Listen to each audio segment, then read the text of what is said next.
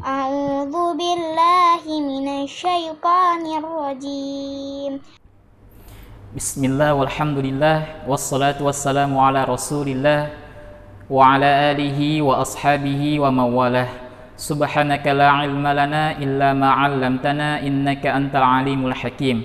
Rabbi shrah li sadri wa yassir li amri wahlul 'uqdatam bil lisani yafqahu qawli. Rabbi zidni ilman warzuqni fahman.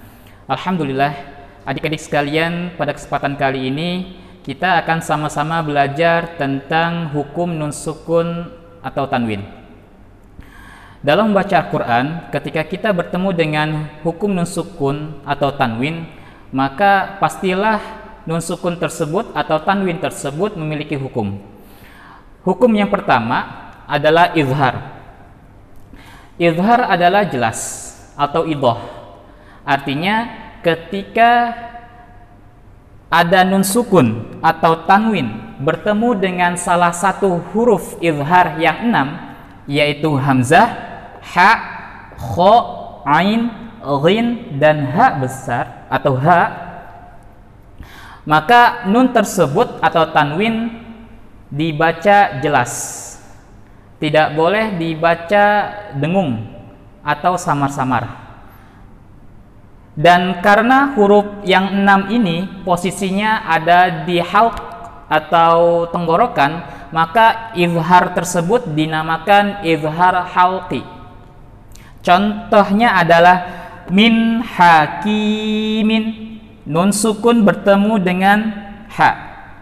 Tidak boleh membacanya dengan min hakimin, tidak boleh. Atau dibaca dengan min hakimin, tidak boleh. Nun tersebut harus dibaca dengan jelas, min hakimin. Contoh yang kedua, an'amta alaihim, tidak boleh dibaca an'amta ataupun anta, tidak boleh. Harus dibaca jelas, an'amta, an'amta. Baik. Hukum yang kedua adalah idgham. Idgham sendiri artinya adalah memasukkan atau meleburkan.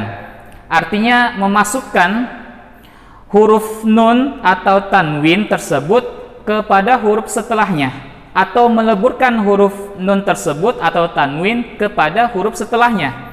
Sedangkan idgham dibagi menjadi dua, idgham bi gunnah dengan idgham bila gunnah. Idgham bi gunnah artinya idgham dengan dengung, sedangkan idgham bila gunnah artinya tanpa dengung. Pembagian yang pertama yaitu idgham bi gunnah. Hurufnya ada 4, ya, nun, mim, dan waw. Ketika nun sukun atau tanwin bertemu dengan salah satu huruf idgham bi gunnah yang 4 ini, maka nun tersebut atau tanwin tersebut harus digunnahkan atau didengungkan. Catatan, gunnah atau dengung tempat keluarnya adalah rongga hidung.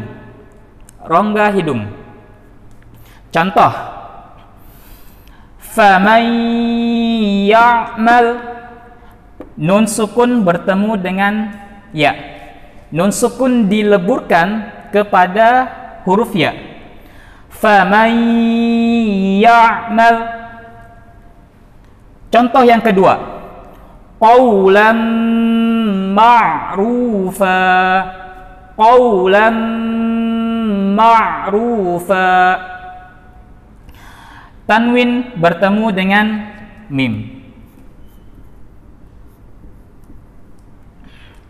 Baik.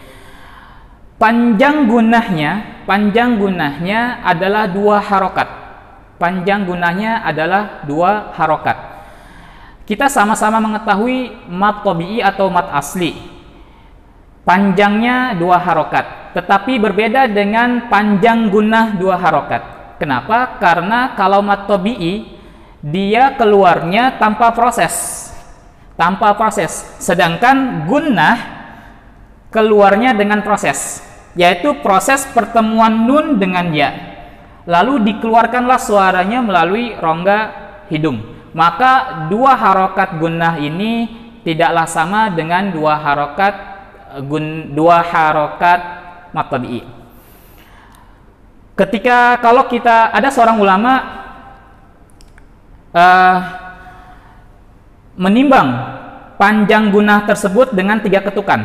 Contoh, faman ya'mal dengan 3 ketukan, qawlan ma'rufa, seperti itu.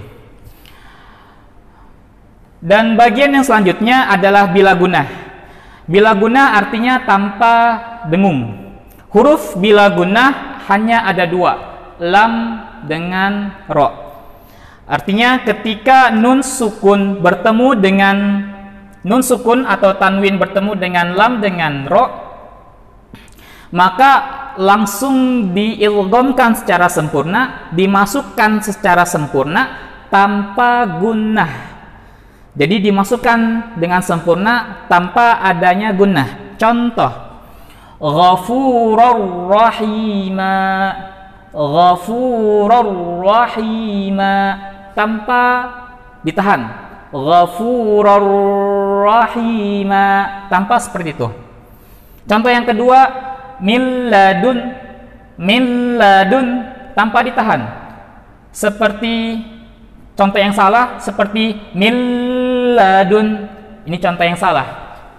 Maka nun sukun atau tanwin bertemu dengan lam dengan ro, diidghamkan atau dimasukkan secara sempurna tanpa gunnah atau tanpa dengung. Hukum yang ketiga adalah iqlab. Iqlab artinya membalikan atau merubah. Huruf iqlab hanya ada 1, yaitu ba. Ketika nun sukun atau tanwin bertemu dengan huruf ba, maka diiqlabkan, dirubah menjadi seakan-akan kita mengucapkan huruf mim. Yang sampai kepada kita, cara membaca iqlab ada 2. Yang pertama adalah dengan tarkul furjah atau meninggalkan sedikit celah di antara 2 bibir. Dan yang kedua, pendapat yang kedua, dan ini yang kita amalkan, menempelnya 2 buah bibir secara sempurna namun ditempel secara lunak, dan ini yang kami amalkan. Contoh, mim ba'dihim. Contoh yang kedua, sami'an basira. Dan panjang iqlabnya dan cara baca iqlab ini, cara baca iqlab dengan menyertai gunnah dan sedikit kesamar-samaran. Tapi hampir seluruhnya 100% cara bacanya adalah dengan mengeluarkan udara melalui rongga hidung. Jadi ketika kita menahan rongga hidung kita, maka tidak keluar iqlabnya. Mim ba'dihim atau sami'an basira. Panjangnya sama, 2 harokat atau 3 ketukan. Baik, hukum selanjutnya adalah ikhfa. Hukum yang terakhir adalah ikhfa. Ikhfa artinya samar-samar. Ketika nun sukun atau tanwin bertemu dengan salah satu huruf ikhfa yang 15, maka nun sukun dengan tanwin tersebut disamar-samarkan. Cara penyamarannya dibagi 3, namun kita tidak jelaskan secara detail di sini, secara singkat saja dan global. Yang pertama adalah huruf ikhfa ada 15, yaitu ta, fa, jim, dal, zal, zai, sin, shin, sod, dod, to, dho, fa, qaf, kaf. Contoh, ajran kabira, ajran kabira. Nah, ini tingkatan yang terendah. Tingkatan ikhfa yang terendah. Tingkatan ikhfa yang terendah adalah ketika nun sukun atau tanwin bertemu dengan dua atau salah satu dari dua huruf, yaitu qaf dan kaf. Maka seakan-akan kita membaca ikhfanya seperti kita mengucapkan huruf ng. Ajron kabira. Pangkal lidah kita sudah menempel lunak ke langit-langit atas. Pangkal lidah kita sudah menempel lunak, tidak menempel secara ketat, tapi lunak ke langit-langit atas. Ajron kabira. Dan panjang ikhfa tersebut adalah 2 harokat. Yang kedua, contoh yang kedua adalah al-unfa. Yang ketiga, min dabbatin. Perlu ada catatan di sini dalam pengucapan ikhfa, iqlab dengan idgham bi gunnah, maka adik-adik harus istiqomah panjang pendeknya, atau panjang gunnahnya, atau panjang kesama-samarannya harus istiqomah. 2 harokat atau 3 ketukan. Baik, materi kita sampai ikhfa hari ini. Selanjutnya insya Allah akan dilanjutkan pada materi berikutnya.